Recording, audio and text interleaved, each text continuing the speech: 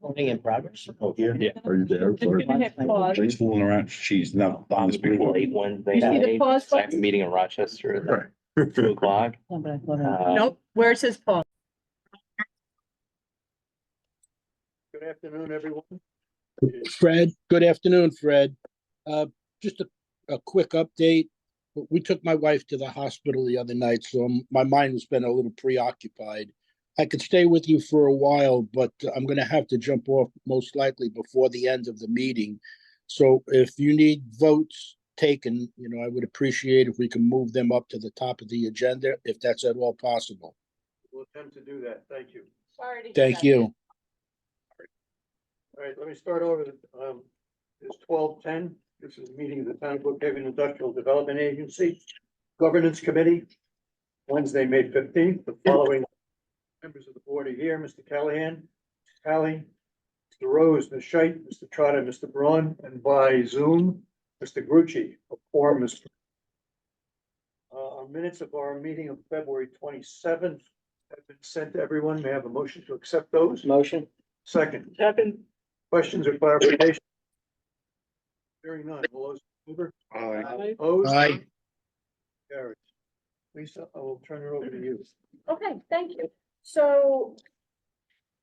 Okay, I sent around an agenda with 3 items on it. The first one is the mortgage recording tax.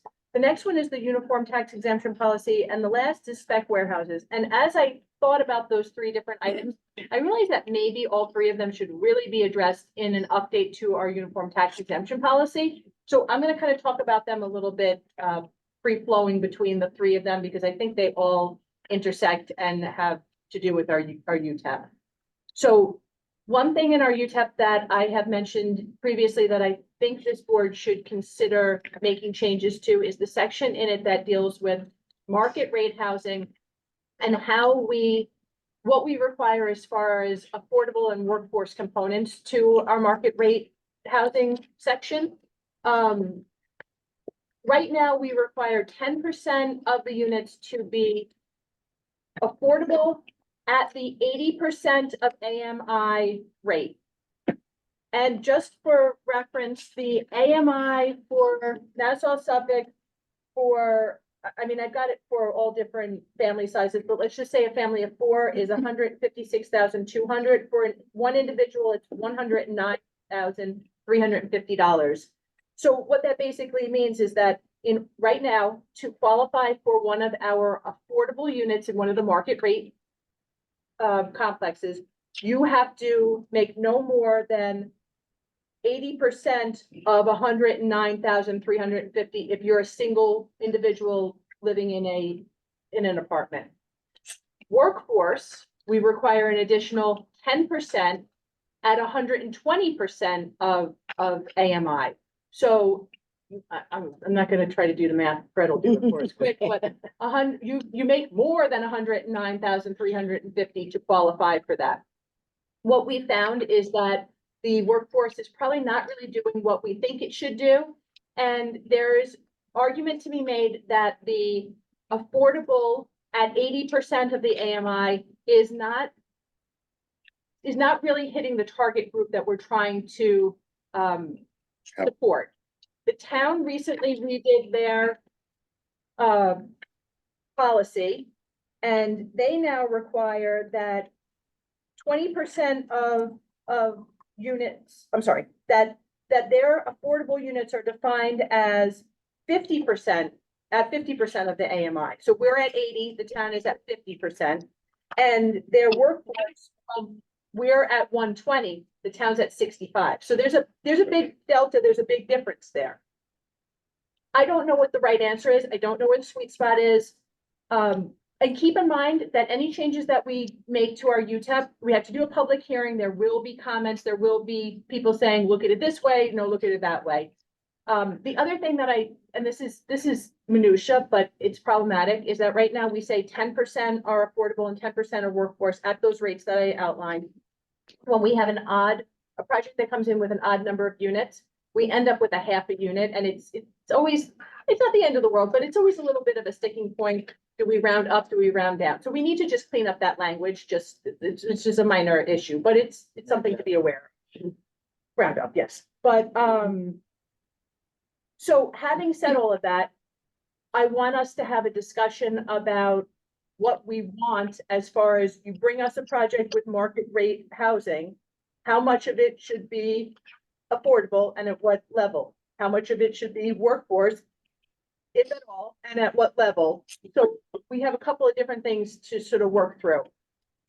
How we define workforce, how we define affordable, whether it's 50%, 65%, whatever the numbers are, and how much of each of those categories we want in each in each housing complex, market rate housing complex. Now, we brought this up a few months ago, and Mitch responded to me with an idea that we give a sliding scale, and we say, if you have more, deeper, you're more aggressive in what you give us as far as affordable and workforce, then we'll be more aggressive in the benefits that you give.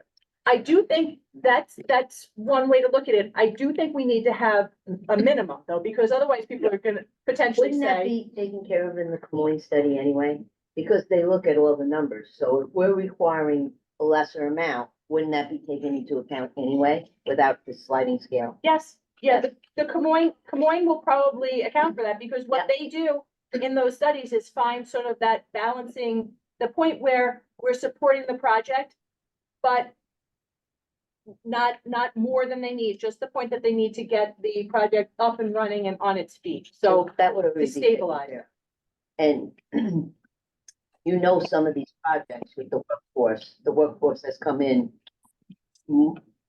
commensurate, if not more than market. Yes. Which is ridiculous. So what Annette is referencing is one of our projects, when they gave us what they were gonna be charging for the workforce units, they were charging more than what they were charging for the market rate. We're not trying to get this solid down today, but your thoughts. More than anything else. Obviously, this is an issue that has been discussed by a variety of entities, including us, over the years. And the unfortunate thing about it is there's no right answer. There's lots of answers. There's no magic bullet that said this is the right way to do it. I mean, I agree completely that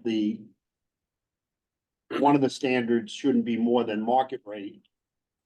Sometimes that depends on geography of where the project is located, because market rate tends to change based on where in the town you are locating. I'm not distinguishing one community from another, it's just facts in that regard.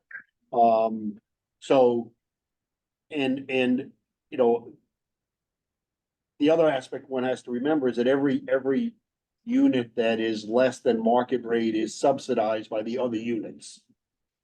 So that doesn't make it right or wrong, because somebody has to pay the difference between what it would cost and what the unit is. I mean, I think we should come up with something and, you know, as Lisa said, I still think an incentive program would be beneficial in some regard. I understand Camoin may discuss some of that, but I always think it's important if people are willing to do more than a minimum, that we give them something for doing more than a minimum in that regard. I'm not arguing that you have to have a minimum, clearly, but if somebody's willing to do more than that, we should think about doing more for them as part of our response. How we work that out, I think I'd be interested in other people's views and other agencies outside of us on how they do that, maybe, you know, how some of the other IDAs discuss it.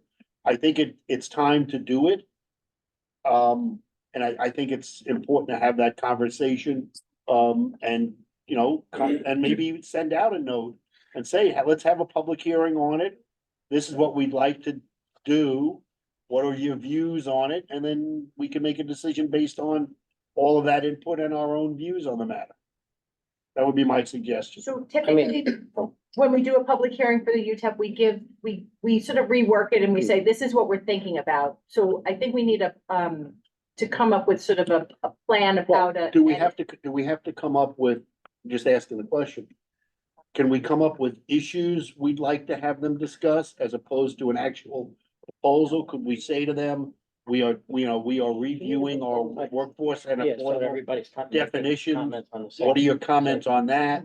What are your comments on providing incentives, so that we lay it out by issue as opposed to this is a specific number we're looking at? I think I don't know by, the answer to the question. by editing our UTEP, and we put it out with two versions. Here's the old version, here's the red line version. Right. People will see the things that we're sitting in, getting feedback on, because those are the things, and then we'll get feedback on stuff that we didn't even Yeah, change. of course. Which is great. Yeah, Which is good. but those items that we make edits to will be the things that people pay the most attention to, and we'll get their comments on those. But I think we need to update the document, because if we just ask for, give us what you think, I think we're just gonna end up back to this point with, well, there's a whole world of options out there, Yeah. and our heads are. And I I understand. think it's important to remember what our goal is. Our goal is to provide more affordable housing in the communities. And how do we do that in a balanced way? So. So the developer also earns his rate of return that he's Right. looking for. That's on the right. Project. Which is why Camoin does those studies to help make sure that we do that balancing act. If these are for the workers in the projects we're doing, that number. Lisa, I'd like, can I just comment on something that Mitch said, and I tend to agree with him that the affordable units and the workforce units, et cetera, need to find the right balance between the market values and what they're going to be charging for those affordable housing. But they need to understand that they have to share in that burden as well. They can't just push it off onto the marketplace units. Not if they want to come here and get the extraordinary benefits that we're offering, and I don't have to enumerate them. I think everyone knows what those benefits mean to the developer. So to the extent that those units need to be covered, they need to be covered, yes, by some subsidizing from the existing marketplace units, as well as the developer taking less of a profit. And I'm a capitalist, and I believe in fair market, and I believe in earning as much as you possibly can. But when you ask for public assistance, you need to be ready to make some compromises and some sacrifices in what you are intending to make as to what you can make. So to the extent that we need to come up with a number that gets people into these houses, I think that's also vitally important. And I like where the town went, and I would agree with the board if they wanted to move in that direction to mimic what the town has done for those units. But I don't think that we should afford greater incentives for greater units without there's some skin in the game by the developer. Thank you, Felix. Can we also check with some of the other IDAs and see how Yes, so. their numbers are falling compared to what the town's doing and what we're doing Lisa and I currently? should do that and come back to you and have another governance committee scheduled sooner than later. We could do it next month. Yeah, let's do it next month, and we'll Okay. come back with you some ideas, and then you guys could say yea or nay. We've got That would make, Frank and Yeah. Felix gave us a good start, and Yep. Mitch, and we'll come back. Okay, Anybody have anything else they want us to think about? This is a much longer term issue. I've become concerned about the salary levels of the people who work at our projects. And I know that we feel that often the workers at our projects are earning what we might call supplementary income. And I don't know what supplementary income is anymore. I know that we've seen a lot of reports over the last even 20 years that suggest that in a lot of parts of the United States, you cannot have a middle-class life without two full-time working adults as part of as leading the family.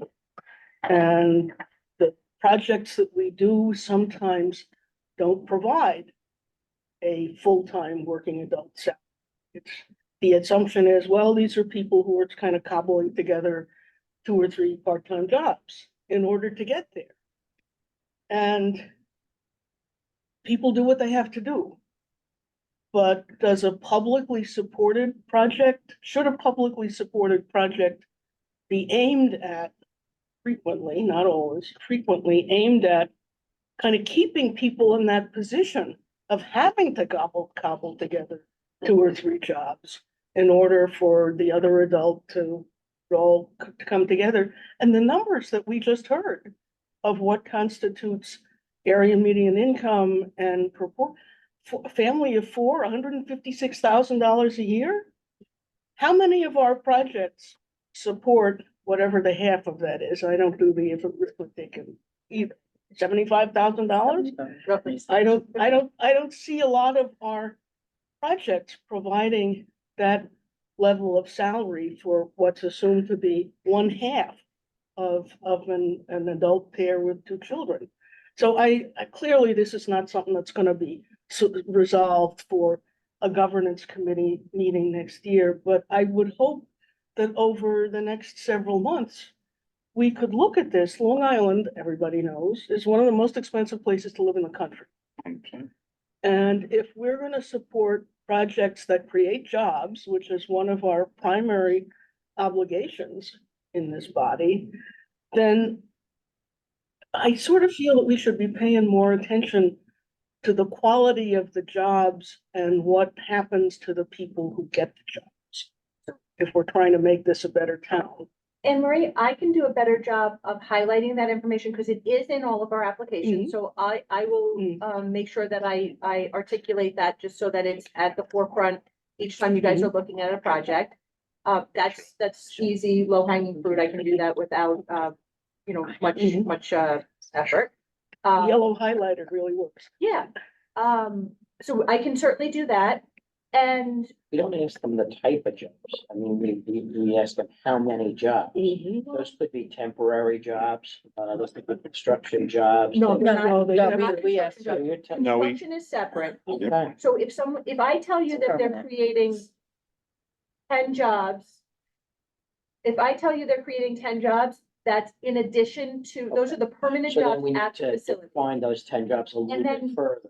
In the application, we do define them further, so and they're not Well, like, not, they're not, we've got a floor manager and we've got a, mailroom clerk. We don't go to that level of detail, but it does tell you the types of jobs. The law changed a few years ago, and part of the law change was that we had to delineate the types of jobs, if they're salaried, if they're hourly. So we do have that so information maybe in in our light website. of what Anne Any Marie is saying, maybe we could review that together, when we do this and make sure it meets what we're trying to achieve. And maybe we can't fully, but maybe we can make it better. Those are Form 45s that we get at the end of the year. With the social security numbers blacked out. Blacked out. Show what those salary levels are.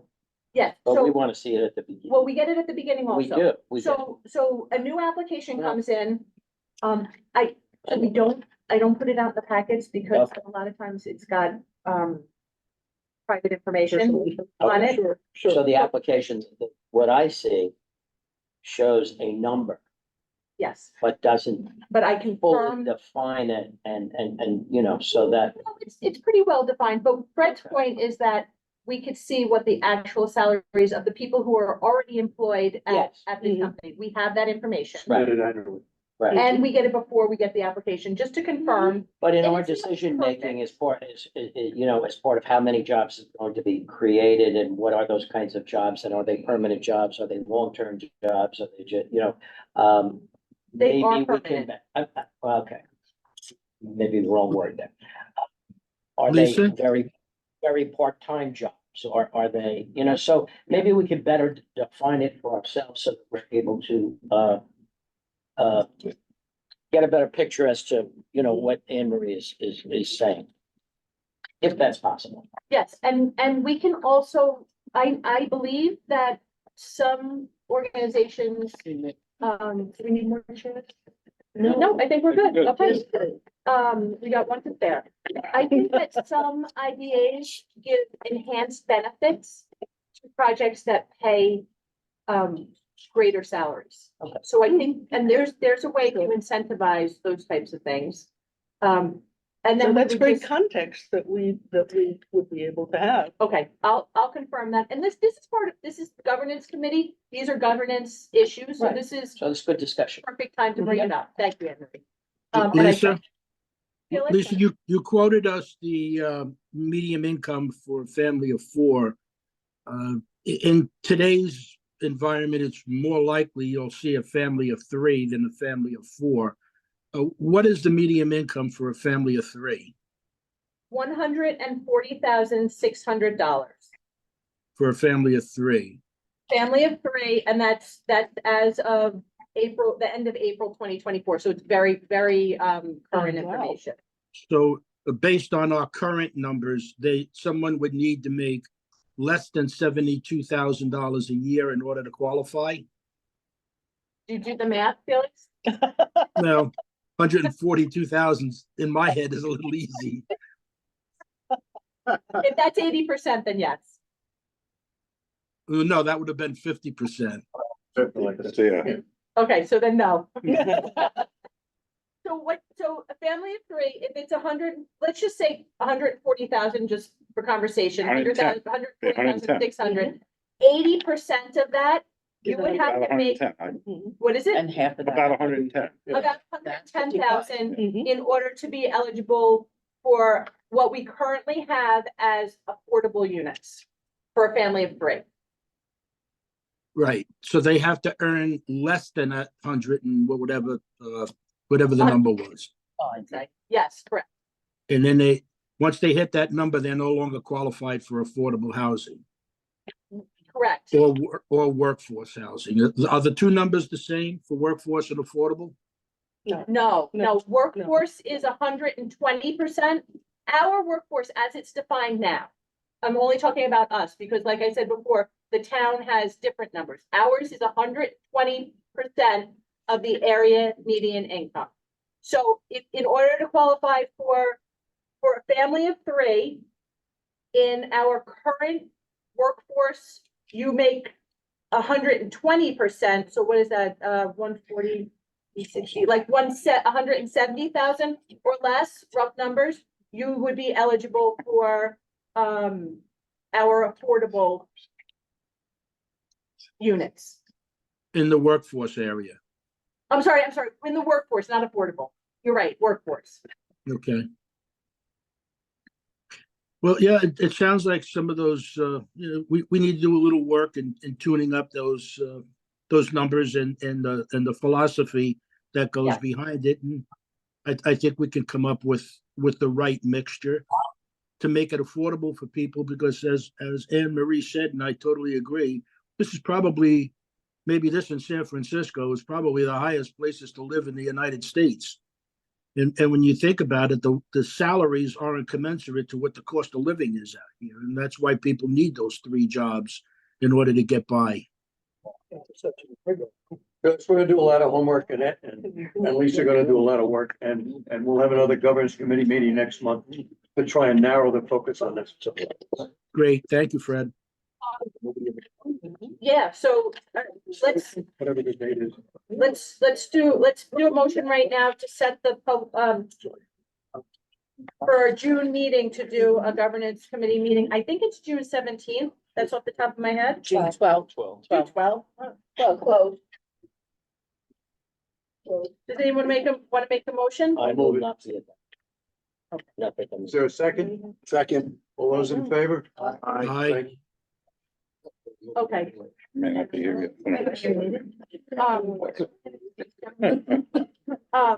So the next, so I just want to touch on the next two items, because I think we are going to have to come back and continue this conversation.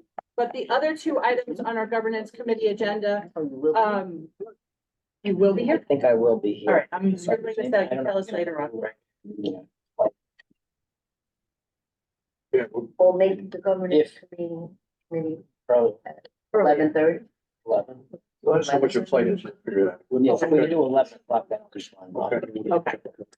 So the other two items are spec warehouses. I know you guys, passed a moratorium at our last meeting until the end of this year.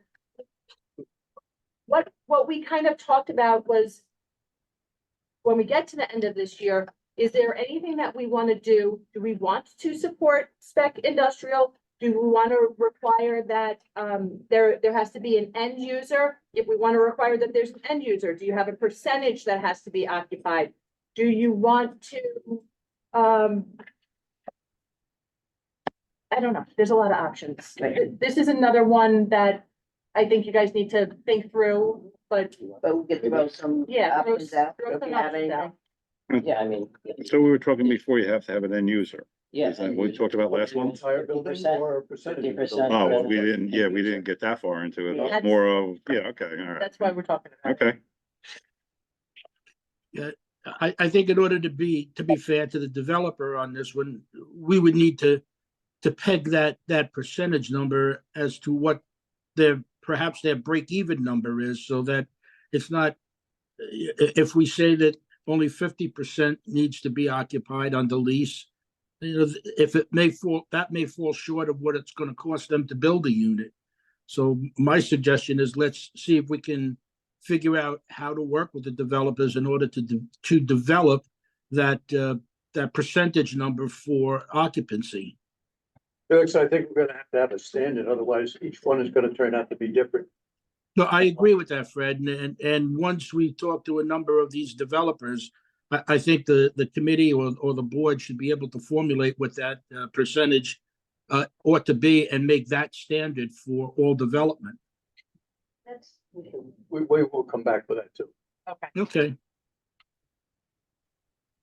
So I guess what I'm hearing is that you want more information where it sort of balances out with the developers, and that spec industrial is something that you're willing to do in sort of a broad sense if it's got partial end users lined up. And is that prior to closing with us? Or within a defined period thereafter. Yeah. how can you measure job? Yeah. The guest, That was it. I mean, I think we got a lot of homework to do. Yeah, we do. Yeah. But I think the study certainly brought out a lot of valid points and, Yes, it did. and ones that we can, will help but guide us here. Okay. The last item on the governance agenda is mortgage recording tax exemptions. So, as you know, one of the benefits that we offer is a mortgage recording tax exemption, a partial mortgage recording tax exemption.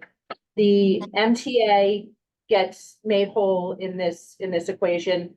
When you take a mortgage in Suffolk County, 1.05% of your mortgage is paid in a mortgage recording tax exemption. We can abate 0.75% of that. The 0.30 gets paid to the MTA. So that leaves 0.75% that we have historically exempted from the project's paying. Annette, you wanna speak a little bit to this?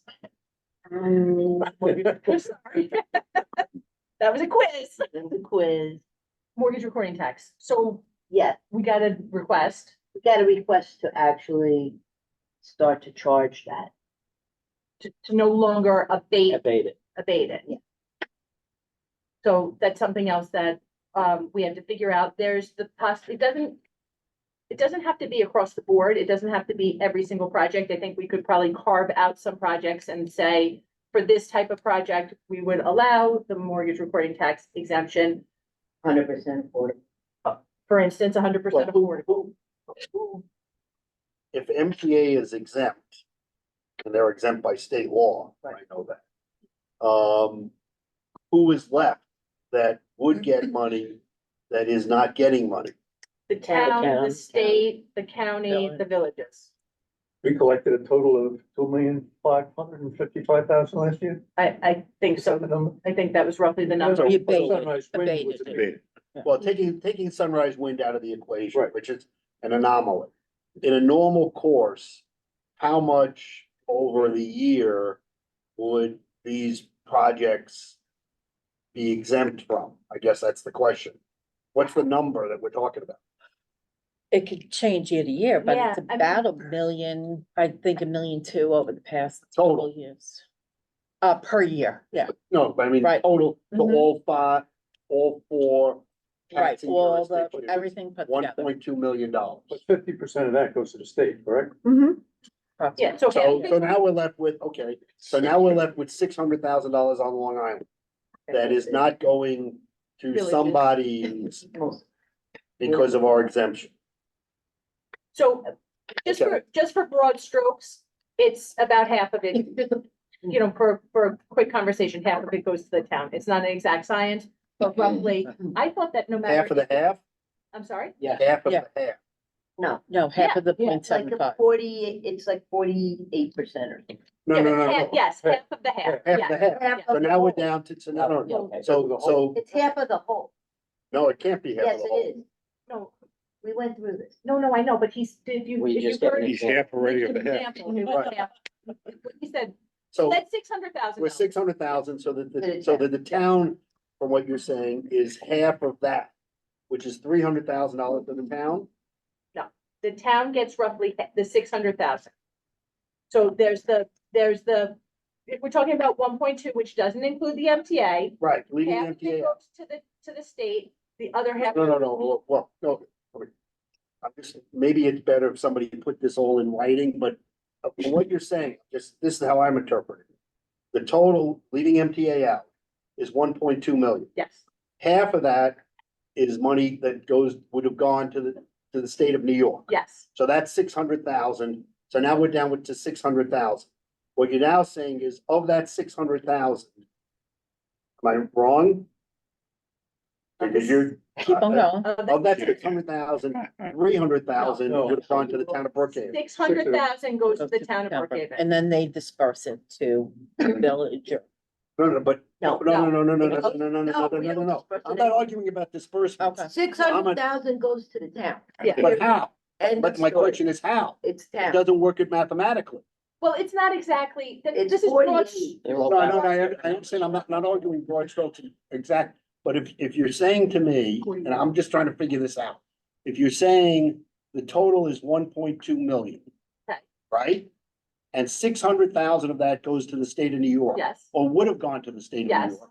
We're now left with 600,000. yes, The town doesn't get all of that 600,000 because you said the county gets a piece of that, as do the villages Okay, get a so piece of that. the town gets, I'm sorry, the county gets an administrative, it's small, It's like, that's the percent.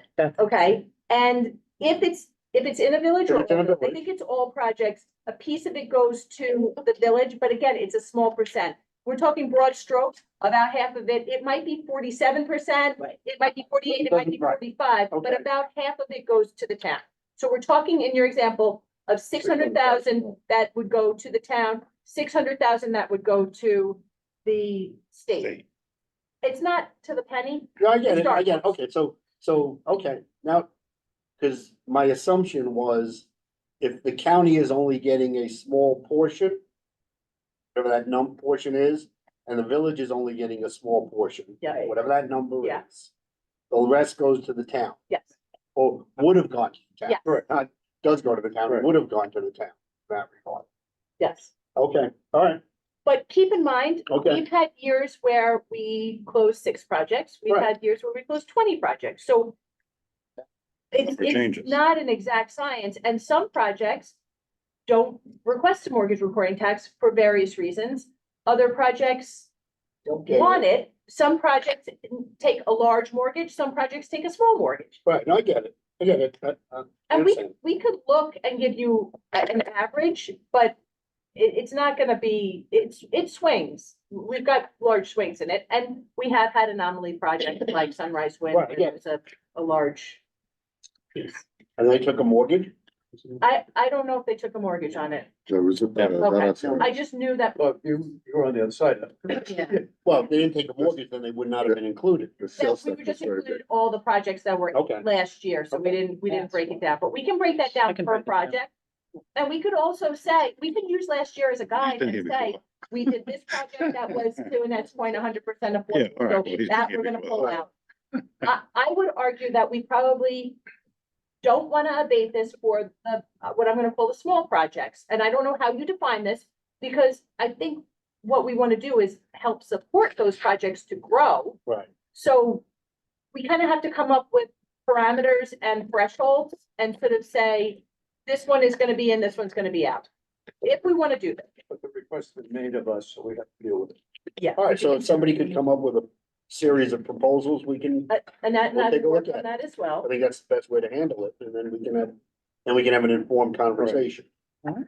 So if, in the interim, if anybody thinks of anything else on any of these topics, send me an email. We're happy to do the research and get all the information to you so that our June meeting is robust. Don't wait We till June also- 11th, please. On Yeah. on the mortgage retorting tax issue, as we're doing on the other ones, can we find out or determine what other IDAs on the island are doing Yes, or not doing, as the case may be? Uh, So that we have some idea of all of where we that. are, yeah, yeah, so we have some idea. of Yeah. What other things we've talked about. Yep. Okay. Sorry, a little bit. Is there anything else? No. no, Anybody want to bring anything else up to the governance committee? Not, we will see you all on June 12th. And again, just anything you want to throw at Lisa and Annette before then, please do it earlier rather than later. I would entertain a motion to adjourn. So moved. Second, All those in favor? Uh, Opposed? It is 12:46 for the record. All right. We'll now move into the May 15th meeting of the Town of Brookhaven Industrial Development Agency. The following board members are present: Mr. Callahan, Mr. Pally, Mr. Rose, Ms. Scheit, Mr. Prada, and Mr. Braun, and via Zoom, Mr. Grucci. A quorum is present. The minutes of our meeting of April 17th have been sent to everyone. I have a motion. Motion. Second. second, Questions, corrections? Hearing none. All those in favor? Aye. Opposed? Right, Lori? Okay. Included in your package is the profit and loss budget versus actual January through March. Just want to mention for this period, we've had about 9 document processing fees, which includes termination fees, late pilot payments, sales tax extensions. That's in the other income of 24,000. We've had an application, we've had 7 subtenant applications and 3 applications. We didn't have any closings at this point as of the end of March. And our annual admin fee, we always budget based on the prior year's numbers, so it came in higher because we did increase our annual admin fees when we updated our fee schedule. The other thing I just want to point out is some categories which were over budget. Professional fees is over budget pretty much because we have our harassment training that you've all taken part in. Salaries and wages is just, we had the termination, we had some payouts of some benefits. Advertising and promotion is pretty much, the big difference in that is the mapping project that we expensed. And investment earnings are up due to our rates being higher than we budgeted and Thank you, also our Lori. balance. Any questions on the financial report? Thank you, Lori. Happy to meet the zoning atlas? Yes, the zoning atlas, that's what we put in there. Thank you. The other thing I want to mention is that all payroll taxes and related withholdings have been paid timely in accordance with federal and state guidelines. All regulatory reports have been filed in a timely fashion. Any questions, comments? Very good. Hearing done, I need a motion to accept Lori's report. So moved. Second. second. All those in favor? Aye. Opposed? Motion carries. okay. Thank you. The next item on the application, actually, before we go into this, I just want to mention to everyone that we had a change to one of the applications, so there's a couple of things out of order. So sorry if it's confusing as you're going through the packets. I'll try to mention it. But the first item on the agenda is an application for the preserve at East Mauritius. You saw this application at our last meeting. Just to remind everyone, included in your packets was the cover letter, the application, a report, This is a project on Montauk Highway, on the north side of Montauk Highway in East Mauritius. It's an approximately $25 million senior housing project on 22 plus acres of previously wooded property. The total project is slated to be 137,000 plus square feet, broken up into 13 buildings with 70 units and a community center. The proposal is for 10% affordable at our current levels and 10% workforce. There's also, the project's also going to include an outdoor rec area with a walking path, tables and horseshoe pits.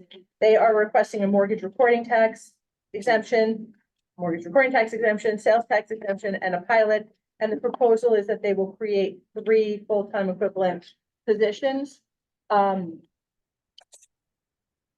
So this is an application. We have representatives from the project here if anybody has any questions. The one thing I will just mention is that since we are considering our affordable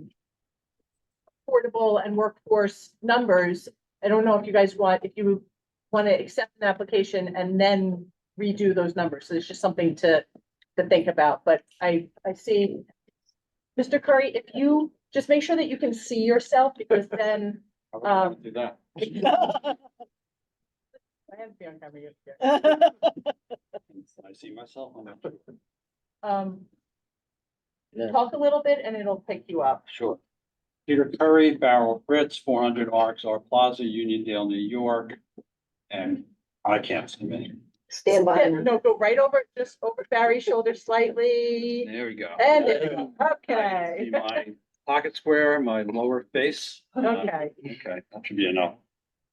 In addition to the information that's been given to you, and I think I brought this up at the last meeting, according to the MRB report that we submitted in connection with the application, the construction of the project will create approximately 158 construction jobs, new direct and indirect construction jobs, and approximately $10.5 million in wages.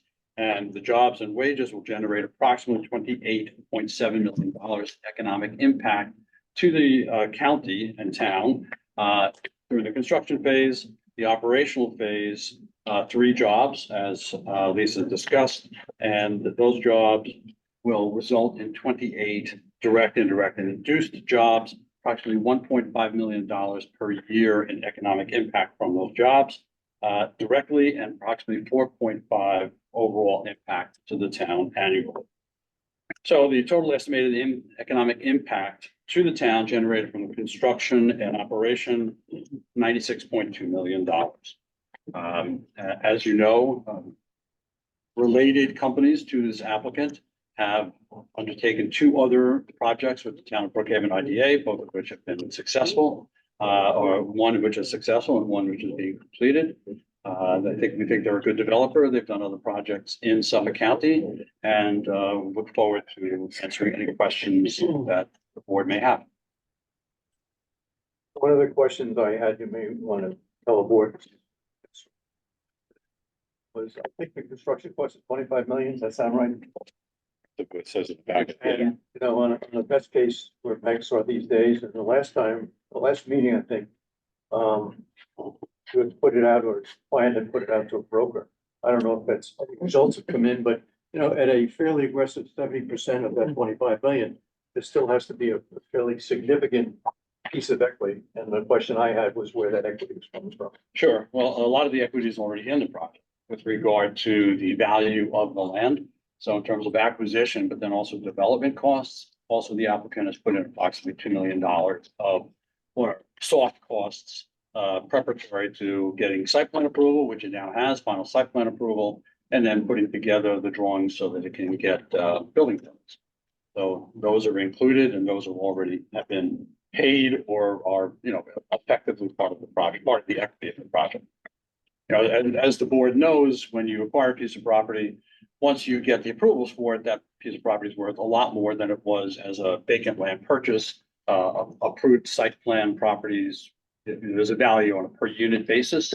So when lenders are looking at the project, they consider that value as part of it. Do we have any lenders that are There are Any two levy lenders, money for Valley it? National, so it's gone far, the applicant's gone far along with the two lenders, Valley National, which is the local bank being one of them. Have they So given any, very, very close, and actually those lenders are looking to go to in order to complete their underwriting, they need to know that there's going to be, an IDA project and that there will be pilot benefits. Well, I think Valley's been a lender to him before, correct? I'm sorry. Valley National's been a lender in the past. Yeah, they've done the, three, multifamily projects, that we've done with them before.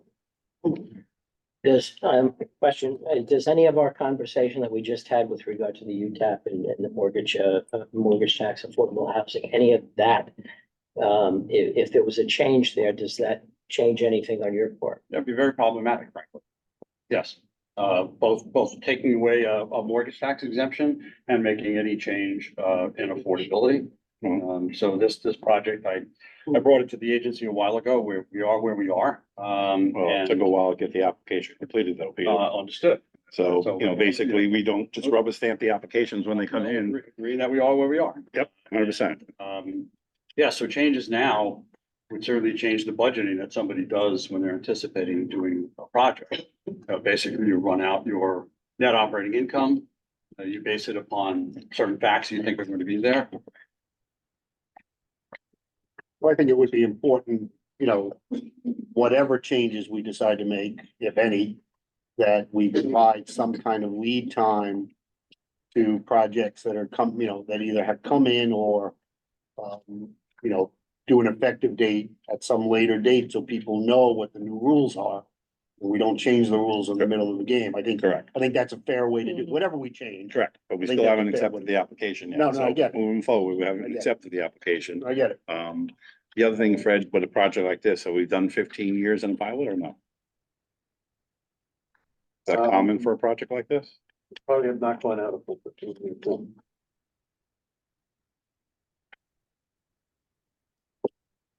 I don't know, discuss the pilot at all, I don't know. But we have not discussed that. So we're not beyond. The question was from Marty, whether or not we've done 15-year pilots. It's a long time, 15-year project. So we, in our current UTEP, for market rate, we do have the option if it hits certain categories. I haven't looked at this project close enough because we're not really to the point of the pilot yet to see. Off the top of my mind, I don't think it hits any of them, but I wouldn't swear to that. So, I don't expect that it would be eligible for a 15-year pilot, but I wouldn't swear to that either. So at the moment, excuse me, all we're doing at the moment is accepting the application. That's the We have question. not entered into any discussion in relation to any of the facts and figures. We just we can't get to the second step until we get to the first step. Right, That's the point. right, because I don't usually work on stuff until Right, you yeah, guys no. accept it. It's- So I would move to accept the application. Now, let me just, Good, no, you're good. I was just gonna ask, do you accept it and keep them under our current, They have to be under the current rules. well, you We're could changing. say either that you're, or you could say that with a caveat that it would be under the future rule. No, I know, I listen, in knowing how difficult it is to get financing these days, which is a separate issue, okay? I don't think it's fair to put someone in this project, any other project that has gone through some part of the application process under current rules and change the rules in the middle of the game. That's how I look at it. I have whether we change the rules or not is one issue. When we make those effective is a second issue. So that's how I would look at it. I'm not saying we do or do not. I just think it's not fair to do it now. That's my point. My point in it is that if you want to change the affordable and the workforce units, because we feel that's the right thing to do, then Moving forward. do. No, I get it. Yeah. As I said, Well, you also haven't negotiated the pilot yet. right, We'll see how that. right. Right. And maybe, maybe the developer is interested in understanding our concerns about the definition of workforce and affordable as the negotiations go along. They understand where we're going, whether we make it requirement or make it a suggestion. we leave it to, leave it to negotiations. Felix, did you want to say something? Yeah, I was just gonna ask a question. When and if we accept the application, what kind of costs are associated with that for the developer? When we accept the application? Yes, It's just an application fee that's already been paid. okay, so there's no big numbers involved with, on the developer's part by accepting the application? With us, Yeah, their counsel, Council Account- fees and your council fees. yeah. There Do are we know fees. what that, I'm just curious as to what it costs a developer or anyone to bring a project to us and we accept it. I mean, are we giving them $10,000, $15,000 worth of costs or no costs or very minimal costs? Well, now you're asking about the costs up till now, not just after now. So the costs up till now have been very significant. No, well, I'm not asking about the cost on your end to prepare it. I'm asking, when we accept the application, are there additional costs to what you've already spent? And what are those costs roughly? So Felix, we have an application fee, which in this case, I think was $4,000. That's already been paid. And if you were to accept the application today, there would be no additional fee to the IDA right now, but the applicant would start moving ahead with the project, getting things ready so that we could potentially move towards a public hearing and then move towards a final authorizing resolution, which would cost the applicant money because they would be paying their counsel and they are also responsible for our counsel. The next time that they would pay money to the agency is at the closing. Although I should just qualify that in this particular project, since it is market rate, we will require that they have a study done. And those studies have been costing in and around $5,000. So there will be that additional cost to move towards the public hearing, which would be the next step for the project. Additionally, there would be costs with the lender. So at this stage of the game, if the application is accepted, we're gonna start moving ahead with the lender, so there'd be appraisal, there'd be environmental, there'd be other costs involved with that.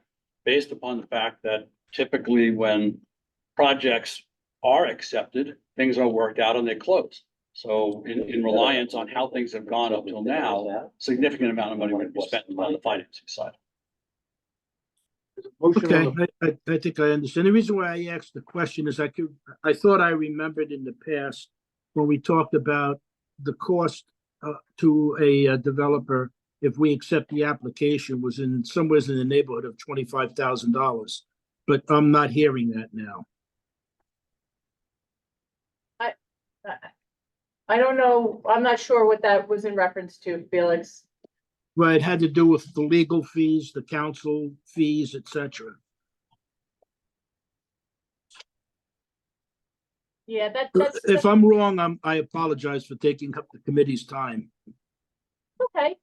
I think I outlined what the cost would be as far as the agency is concerned, and then Peter's right that the project would move ahead with other pieces, but all of those are moving towards a presumed closing. Correct. There's a motion on the floor. Is there a second? I'd like to second that. All right, on the vote, Mr. Callahan, No. Mr. Grucci, Yes. Mr. Pally, yes. Mr. Rose, Yes. Ms. Scheit, No, Mr. Trotter. No, only because I'm concerned about the possibility of us changing the UTAP and how it may affect things and us getting into a situation. But So, to Mitch's point, yeah. it's only fair to them to deal with it as it is now, not down the road. It's not. Plus, they're here listening to the conversation and if they still want to move forward, they should have the right to do that. Your vote? No, at this You're still a point, no? not for the project. I didn't come in that way, but because of the UTAP situation, I'm just uncomfortable. I will That's vote all. yes, and I think it passes. Yeah, That's fine. okay. Thank you, board members. Look forward to seeing you soon. Thank you. they got the application together 12 months ago. Yeah.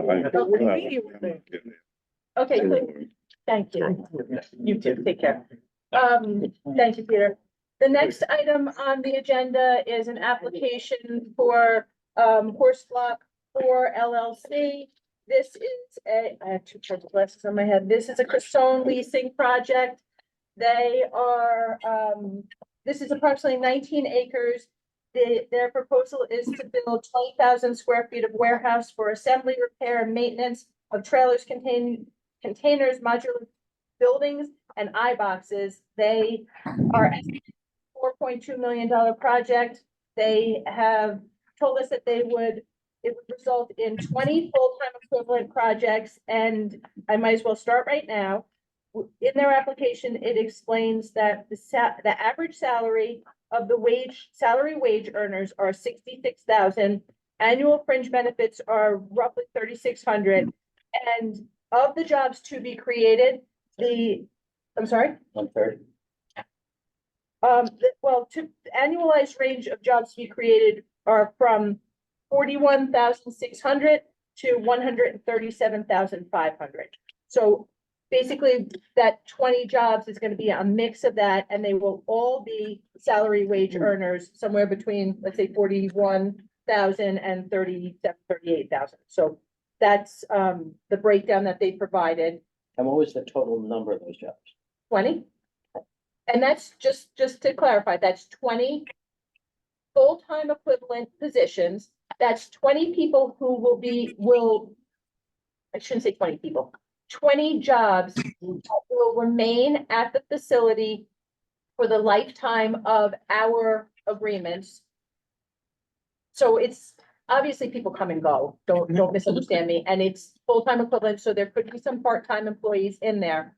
But the idea behind it is that that's what we require. Each year they will certify to us that they have 20 FTEs at the facility. They've also informed us that as a result of this, 55 construction jobs will be created. So obviously those are short-term jobs. They're not full-time, but that's the nature of construction. They go from job to job to job.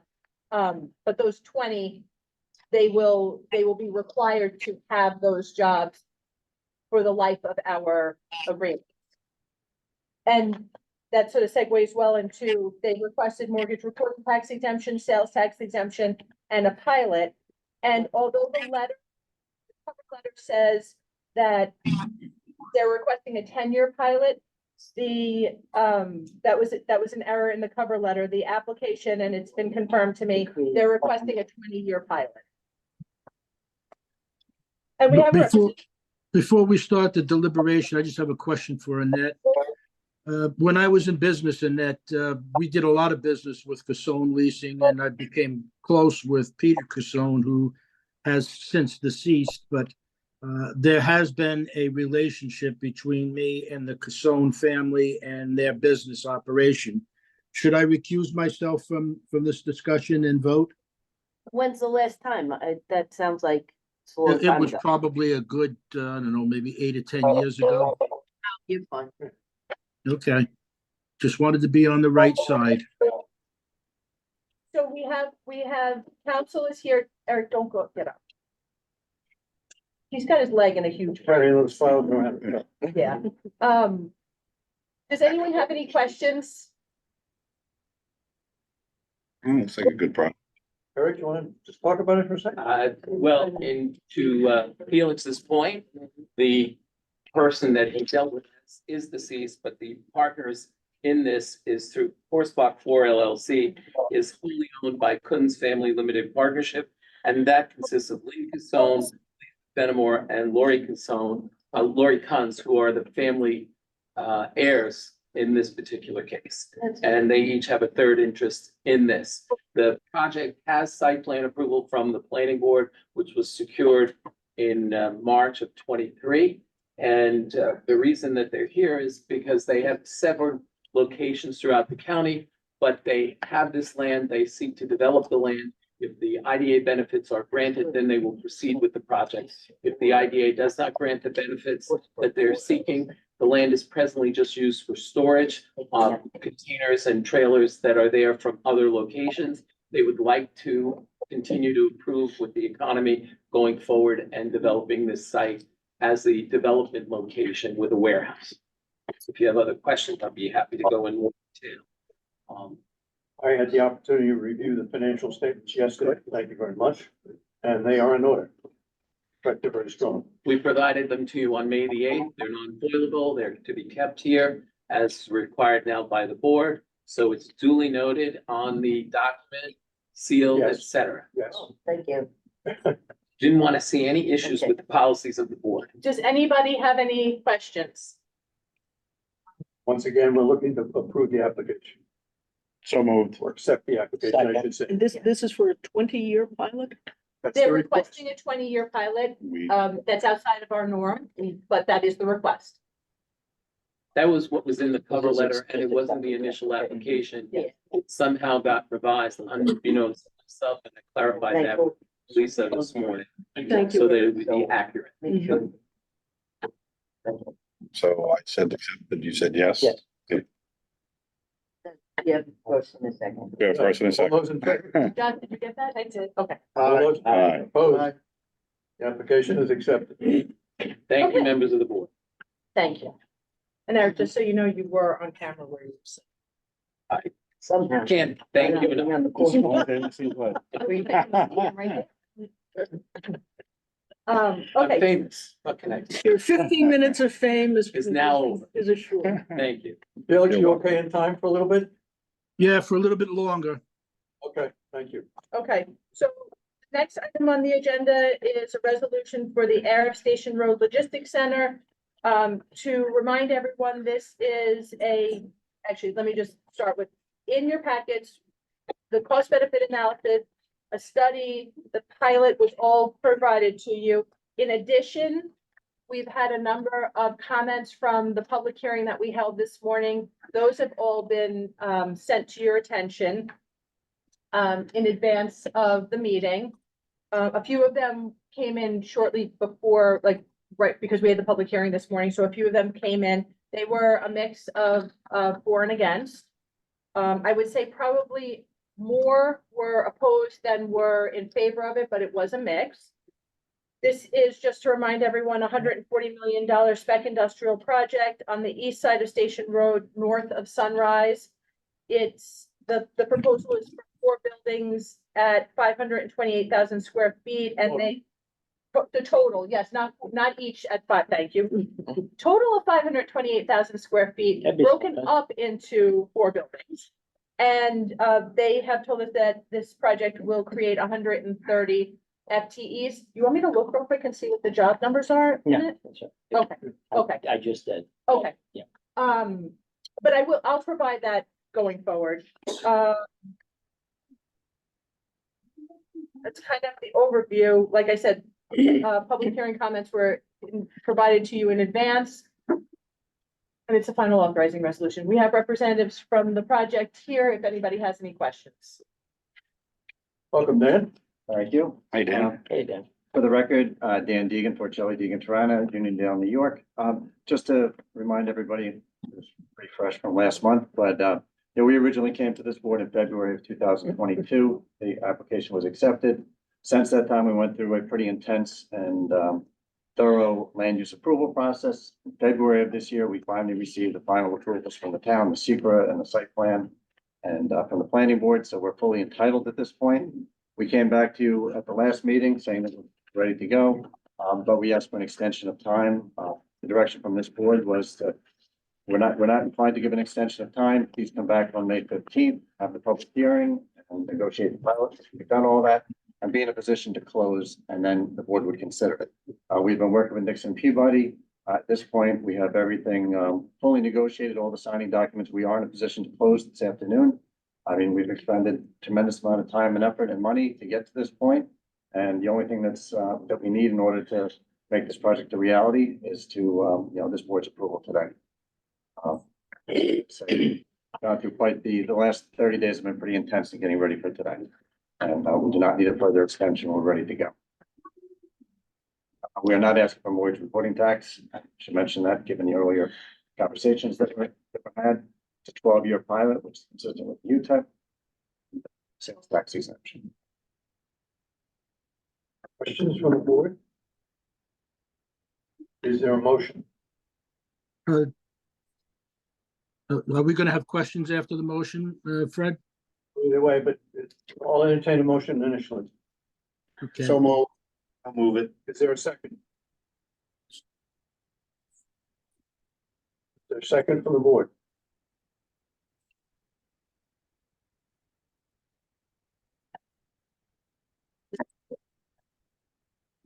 Is there another motion? Is there another motion? Is there a motion to decline the request? How was the public hearing? You made a comment before about the public hearing. Okay, so we had quite a few comments come in. I want to say December, January time period, which were provided to you guys last, what was it? Oh, no, last, I think last week I Yes. sent those comments to you, just so you had time to review them. There was additional comments came in today that I forwarded to you. There was one representative who came physically. Dan also attended the public hearing, but there was one member of the public who came physically to the public hearing. His comment was opposed to the project. He represents the houses that are adjacent to the project, and he also provided, which was provided to you, a list of, I think 100 signatures opposing it from the residents of that housing complex. And they are located adjacent to the property. We also received an additional letter today opposing it, which I forwarded to you. And the school district also provided a comment that was also forwarded to you at the, in between the end of the public hearing and prior to the start of the meeting. I don't know if I got a chance to read that one. What did the school board say? The school district comment was I would say neither in favor nor Neutral? And I would point out that this board's own economic impact report shows that with this project, even with the pilot, it's gonna add an additional $7.7 million to the tax rolls. It's gonna be paid over what would happen if the project does not take place. So Over the life. over life, and you know, we've made the point here that the projects like this cannot go forward without the IDA's assistance. And you know, we really, when this project was originally accepted, you know, talking about, I know you guys have been the whole spec office, the spec warehouse issue, and there's a moratorium. We started well before, you know, back in 2022 with this process, and it literally probably expended millions of dollars at this point to get to here, in reliance upon the going forward with the IDA. And you know, I will point out some of the letters that have come in that we know of were from different economic development groups like Long Island Association, Long Island Builders Institute, the AVLI have all written letters of support. There's a number of other advocacy groups that are saying that this is the type of project that's necessary for Long Island to modernize its industrial stock. You know, this is a big national company that's looking to invest $140 million. There are going to be 200 construction jobs here in the town. As I said, $7.7 million in additional tax revenue, even with the pilot, to the affected taxing jurisdictions. You know, the opposition, a lot of it had to do, really, honestly, has to do with traffic and their concerns, neighborhood concerns, which were fully vetted at the town planning board. And you know, ultimately, the town planning board approved the project, approved the secret, analyzing all those impacts. So I mean, really, you know, I would argue that, you know, this board's position is to look at the economic impacts of this, and to incentivize a project like this is going to have, it's ultimately going to lead to hundreds of jobs. You know, we're committing to 100 jobs, but we're saying that in this type of facility, it's likely going to be much higher than that. As I said, it's a way to modernize the stock that's here. Without the IDA's assistance, projects like this are not going to happen. So this project wouldn't go through without our assistance. That's right. I mean, that's what we've been saying all along. So kind of taken aback that, you know, we did everything this board asked for last time. Said, come back on the 15th, we're not giving an extension. And we just spent a ton of money to get to the point in legal fees. And, you know, we have all the wires ready to hit. We have all the closing documents ready to close this afternoon, because I thought that was the board's direction last time I was here. My client would be shocked. I told them they can be available by Zoom if you like, but I told them that we did everything the board asked last time, and here we are. So. Fred? Yeah, yeah. Go ahead. Fred?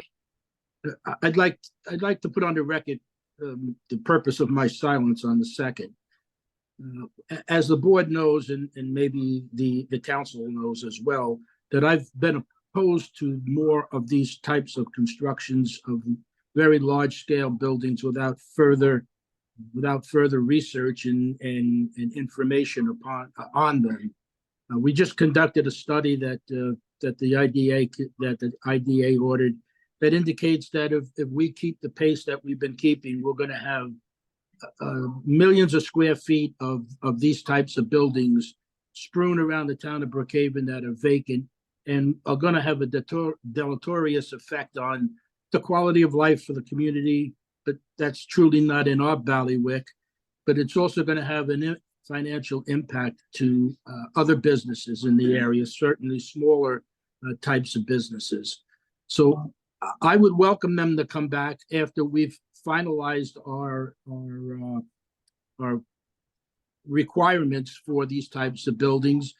Perhaps they heard some of the discussions earlier on in the meeting where we're tackling this. We understand that there's a need for that, but how much of a need is the question, and how and where and how often, not how often, but where these buildings are going to be put up and how many of them are going to be put up is what we're going to be tackling. And once we get the answers to those questions and have some reasonable assurances that we're not going to see abandoned buildings and vacated buildings because they just couldn't survive the cannibalism of each other. At that point, once we get our arms wrapped around what needs to be done, I would welcome them to come back with their project. Now, I would just point out though that, Excuse me, Dan, could I follow on Butch's point? We look at all of our projects on a project by project basis. We want to see what they're going to do for the town. And the number that appears in the letter that Lisa just distributed this morning from this group, there are at least 4 million square feet of warehouses already in various stages of construction nearby and all encompassed within the South Country School District. The letter that Lisa distributed this morning indicates, I have no idea whether this number is correct. If it is correct, it seems to me directly to Felix's point, there are at least 4 million square feet of warehouses in various stages of construction. They're already under construction nearby to this site and already all of them within the South Country School District. Can I just point out though that, Hold on, Dan. Mr. Chairman, maybe we should Hold on, have let a me vote just- discussion on it. Okay. can I just say one thing though, which is that the feelings of the board that have been expressed here are very clear. I was at the last meeting when Camoin gave the report. There's no doubt that there's a future stream of projects that are coming online that warrant your attention and you're looking at them. Whether I agree with the conclusions or not is irrelevant. The point is that you guys have enacted a moratorium, but you've said that this project is not subject to that moratorium because we've been in the pipeline for so long. We've been going through a land use process at the town, addressing the community's concerns, et cetera. And now we've come back here. You've acknowledged that we're not subject to that moratorium, that we're kind of grandfathered in. We're getting in before that. And now it feels like we're being subject. But we didn't rubber stamp you just by saying that, that you were exempt from the moratorium. That didn't mean that this board approved it I on the understand. spot. No, I understand. I'm just And- looking at it from our perspective. We've No, no, really no, gone down the road I'm here. not- Well, they had a civic meeting recently, didn't they? They had And Yeah, but listen, whether I like the project or not, they are exempt from the moratorium. Mhm. Number one. Yeah. So what's gonna happen for projects from now on, that's all purview. So they were exempt from the moratorium. In fact, they were exempt from the moratorium twice. Okay, when we did it the first time and when we did it the second.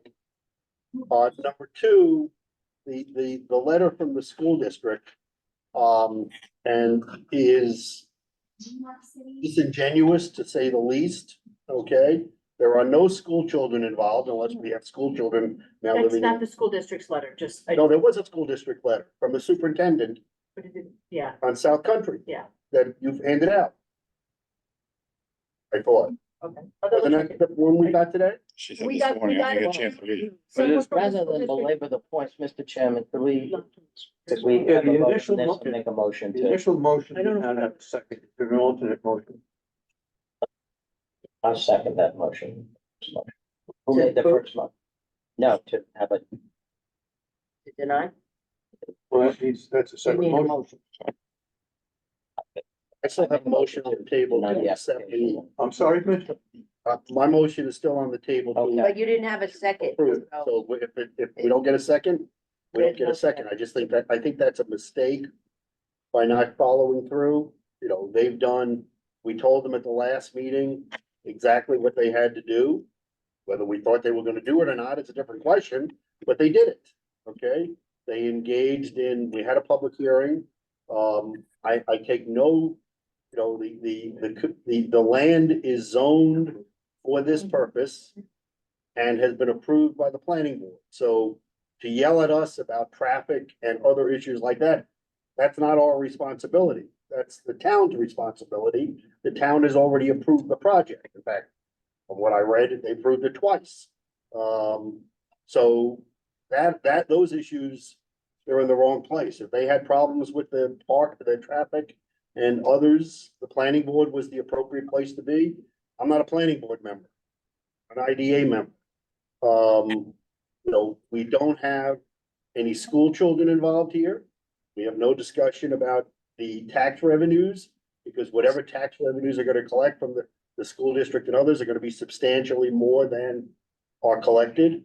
My assumption is, this group is not planning on investing millions of dollars unless they think this could be successful. And in fact, it may be successful because it may be the last one, based upon what we just did in that regard.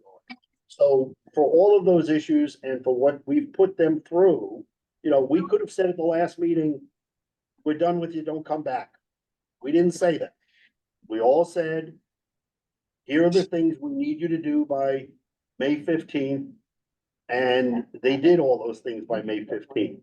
To now say to them, we don't care what you did, we were just kidding before, we really didn't mean it.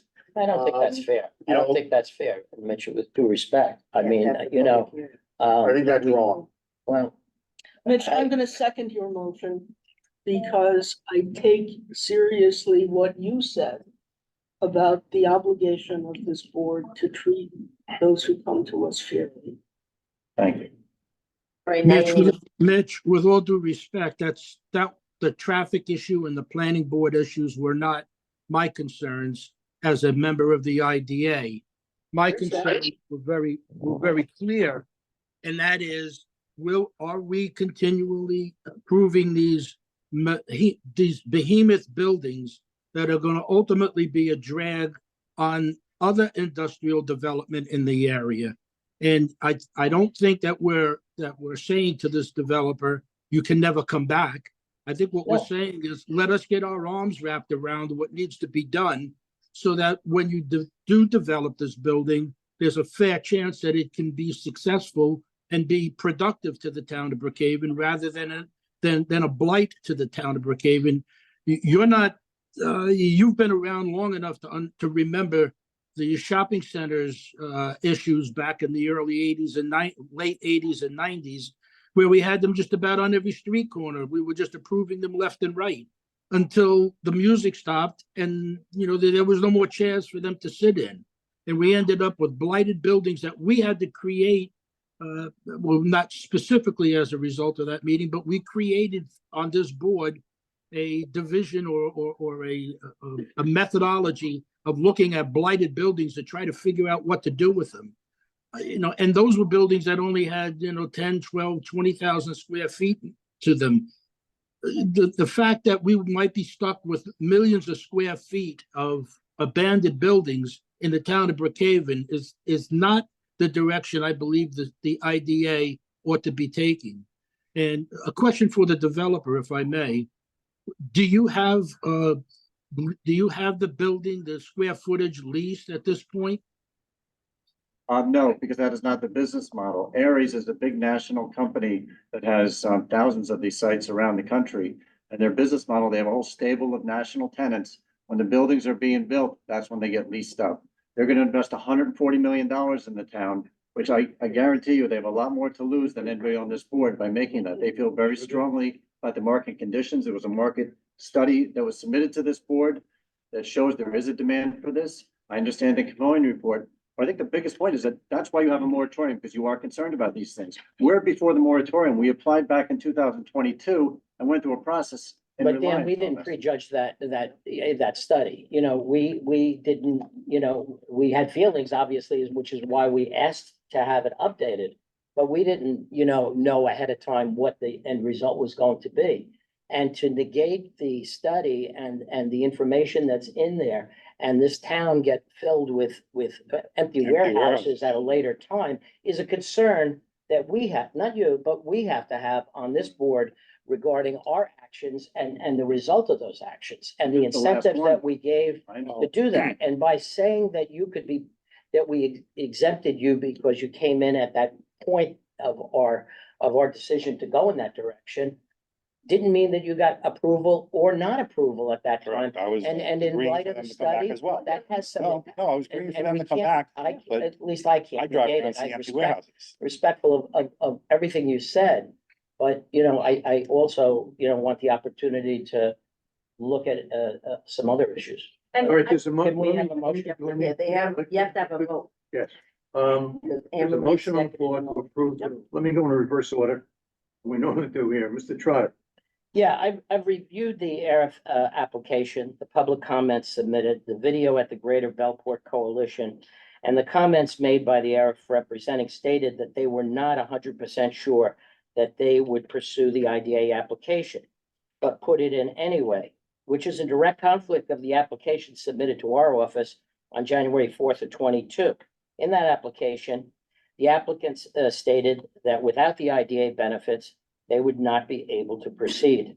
Additionally, this board asked for the study to be updated, the analysis of the industrial and warehouses, which all of us have reviewed. And I think it makes clear where we are in the town of Brookhaven, the vacancy rate, the empty facilities without leases, and the changes that have happened in the market in recent years since our original study. Based on all that, I see no benefit to the community and that to warrant the assistance from the IDA, and I vote no. Ms. Scheit, I vote yes. Mr. I Rose, think it's the only way to be fair, for us to be fair here. And Yeah. it is true that if this facility with the fleet of national tenants is filled, it will fulfill that obligation. It may have ripple effects on other vacant facilities in the town. your vote was no. Mr. Rose? Yeah, one of them. Yes, you're right. Mr. Tuppy? Yes, Mr. Rose? done on the lines of what Mr. Trotter has said, and I vote no also. Mr. Grucci? No, Mr. Callahan? No, Can we come back? I know you said you're gonna continue analyzing the issue, so that's not. Well, why not? We've Why put a not? tremendous amount of. Yeah, why I not? mean, it can't go forward without the IDA, so I understand you guys have these concerns. I don't know what else we have to show.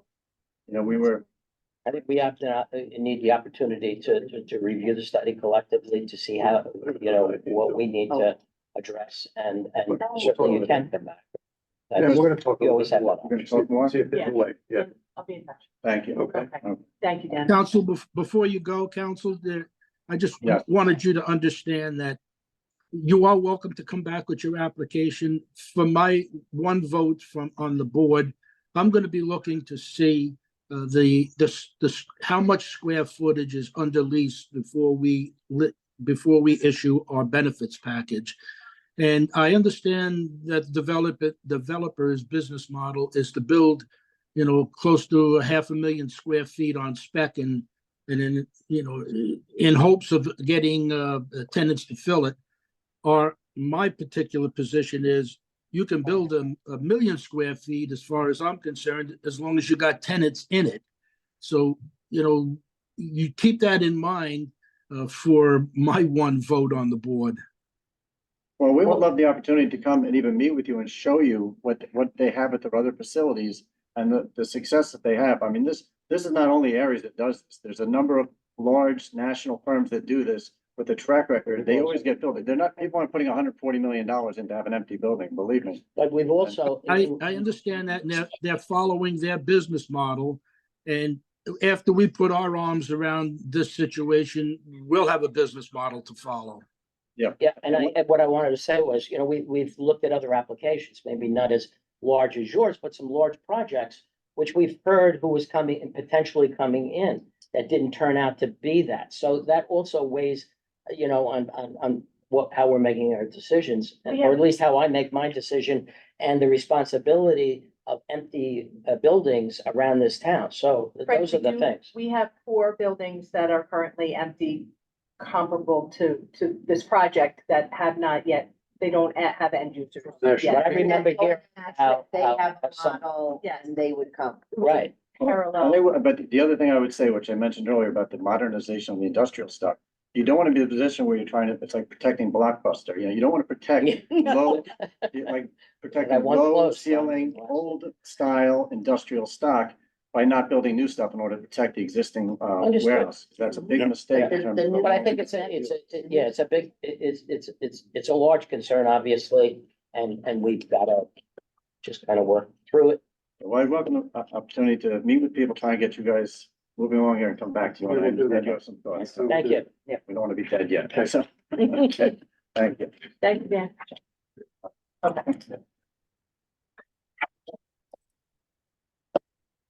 Okay. I'm exhausted and I have to go home now.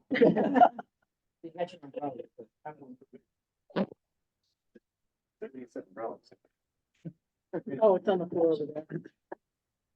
Okay, the next item on the agenda is R Squared Patchogue LLC. Included in your packets was the cost benefit analysis, the pilot, and the study. We had a public hearing this morning. There was a comment that was sent to you guys. It came in a little bit late, so I can read it to the board in a moment. But just so you know, this is a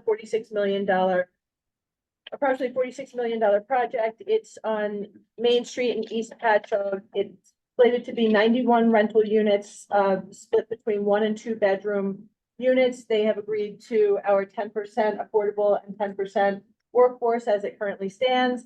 And their intention is 2 full-time equivalent positions. I think I gave you the public hearing comment. I'm going to steal it back from you.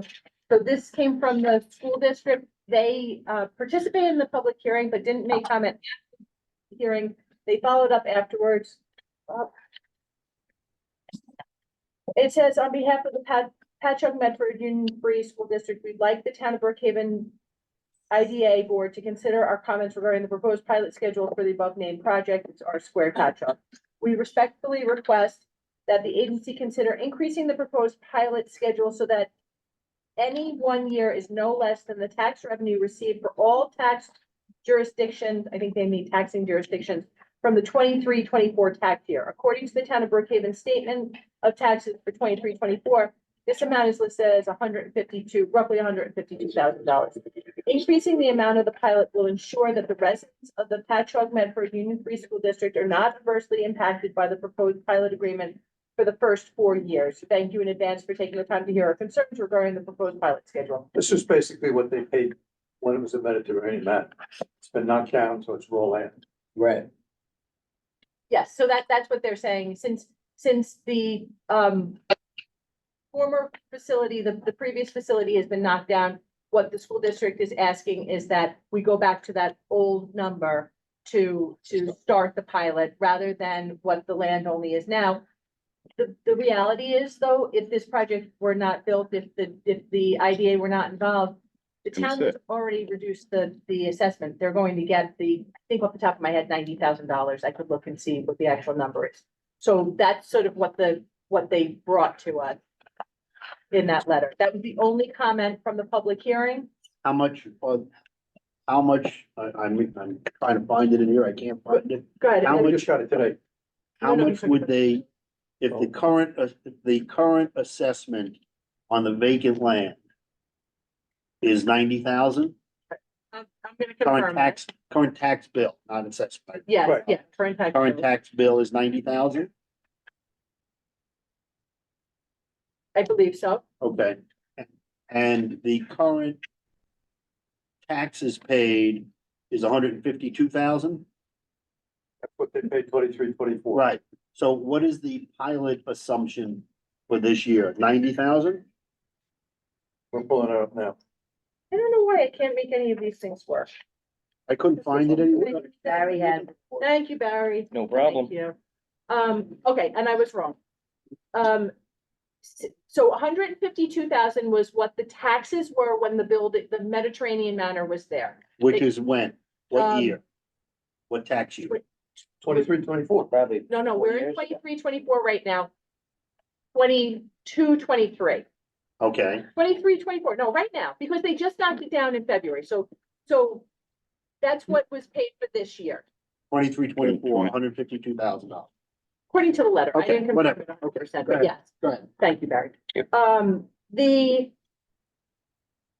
pilot is set up since the old building was knocked down, we said, okay, right now, taxes on just the land, and we escalate that, Right, I so get it's it. all, but approximately 67,000. So Okay, we say for 2 years, you'd pay about 67,000, and then 68,000 Mm-hmm. while you're under construction. right. And then in year 3, it goes to 140,000, rough numbers. So then it jumps. The year after that, from 140, it goes to 142, 217, So 222. the assumption is, okay, so what they're saying is that they will not get any money beyond which they are getting this year, until 5 years from now. Yes, If I'm doing my mathematics. Yeah, that sounds right. yeah. Okay, till 5 years. From now. Yeah. That's, so, Yeah. Okay. Under the assumption that the the land would remain vacant for that period of time. Because then the taxes would be the same at the assumed $67,000. yes. Right, okay. I get it. No, What's the exact location? where the Mediterranean Manor was Oh. previously. Montauk Highway. Yeah. Yeah, north It's, side. Never it's an mind. overlay district there. Yeah, no, Right. that's where my bar. Yes, We exactly. talked about that before. We did go. We talked about the ball. So, My poor Bob. guys, I just brought in representatives or Lori brought in representatives for the project, just in case they had anything that they wanted to add, or if you had any questions for them. But that was the only public hearing comment that we received. Everything else was provided to you in advance, and this is the final authorizing resolution. Greg or Guy, anything additional to say? Go ahead, Greg, you Yeah, can you- just, You guys can't see us, but can you hear us? yeah, Oh, okay, sorry. Hey, thank you for having us. No, I mean, listen, I think we've been working on this project for a long time, ever since, actually before COVID, when the overlay district was being considered. We are really teed up and ready to go and break ground. It's been, as you know, a difficult environment to get financing with increased construction costs. However, as it is proposed today, we have financing laid out with the tax incentives as proposed, not and we're ready to break ground this summer and start construction. We think it's some of you have visited our other Gray Barn product, and we think it's going to be really additive to East Patchogue. It looks quite different, with all the buildings gone. Right. Usually, Yeah, because the property. I was looking for the barber shop, but I didn't see it. Just a little too sad, Greg. Right. We're gonna do haircuts on Sundays and Thursdays. Basement, Brian. Oh, Any other questions for Greg or Guy? no, Somebody care to move it? So moved. second. All those in favor? Opposed? Motion carries. Thanks, guys. Thank you. Great, thank you very much, Thank you, members everybody. of the board. Thank you. Bye-bye. Thank you. Felix, Ed? you and I, you Fred? and I have, Votes that you need taken? what's that? Is there more votes that you need? No. In fact, you gotta disappear for the next one anyway. I do. No, you, Yeah. 14 Glover. good luck with Maddie. Yes, Much. good luck. Say prayers. Talk to you Take care soon. of yourself, Felix. Thank you. Bye. Holding Bye. you in the light, Felix. Thank you. Okay, so the next item on the agenda, Joss, if you would have the minutes reflect that, Mr. Braun and Mr. Right. Felix have left. Emery, Felix, we need to Mr. Ritchie have leave. left the An old the man? meeting. They- The next item on the agenda is a An old request man? that we received, Oh, is it?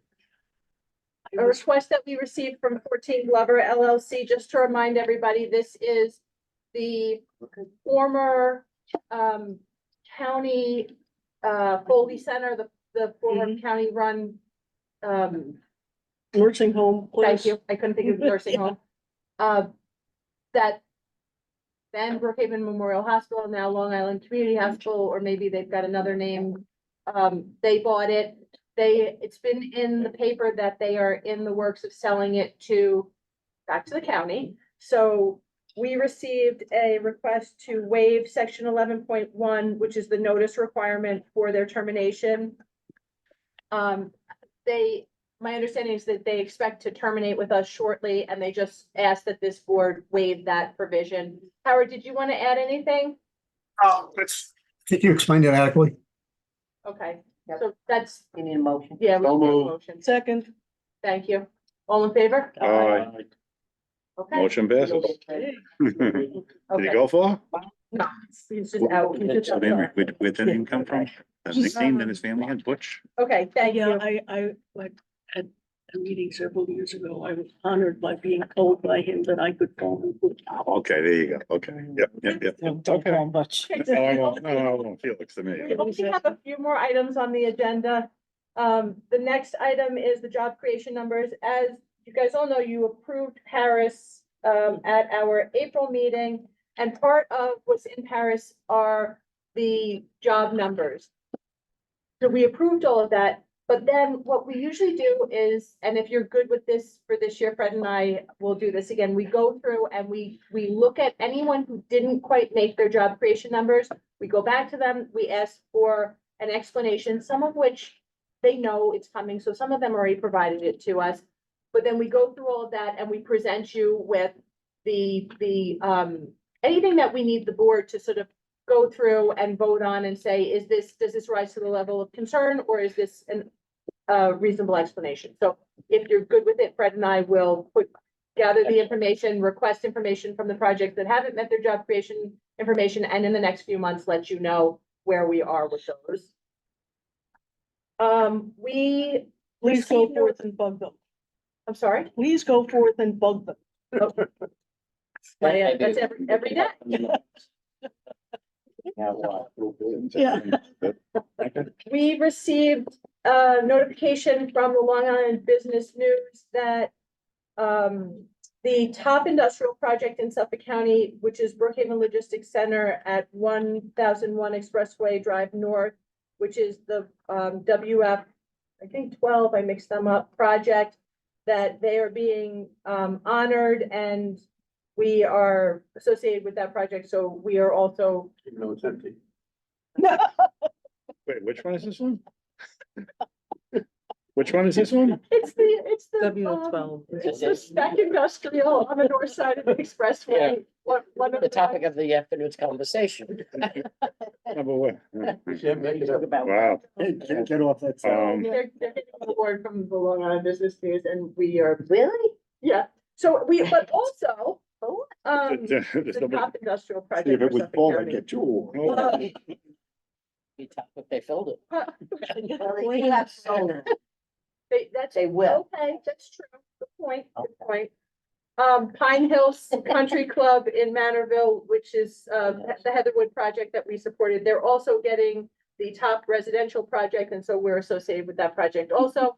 So, the LIBN proposed it to us that, you know, kind of that we're getting this award. We are parts of these projects. I don't know if anyone has interest in sponsoring, if anybody has interest in, a table, seats, we could do an ad, we could do nothing. I think our combined recommendation is on this one, we do nothing.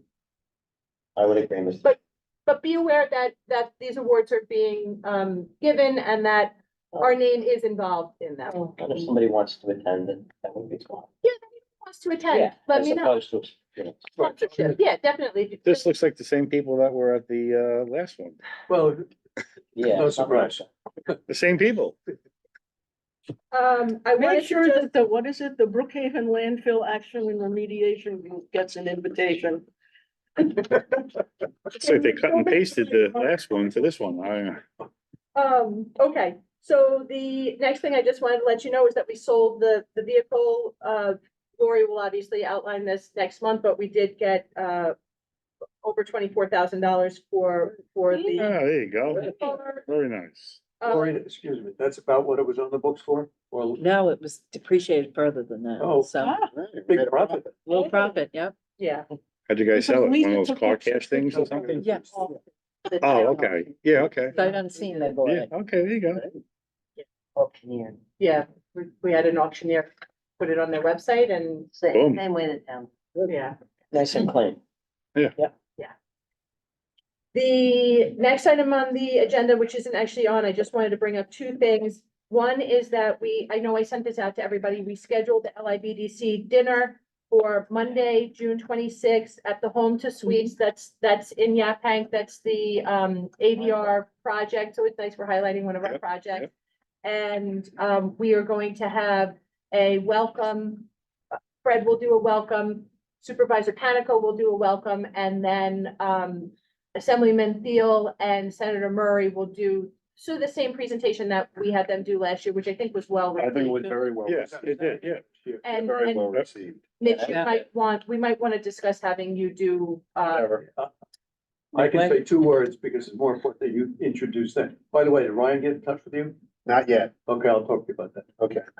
but also just, you did a little bit of moderating or like kicking out some questions, which I thought helped the conversation. So we can talk about that later. More than happy to do it again, Does anybody? especially now that Fred is retiring. I didn't know that.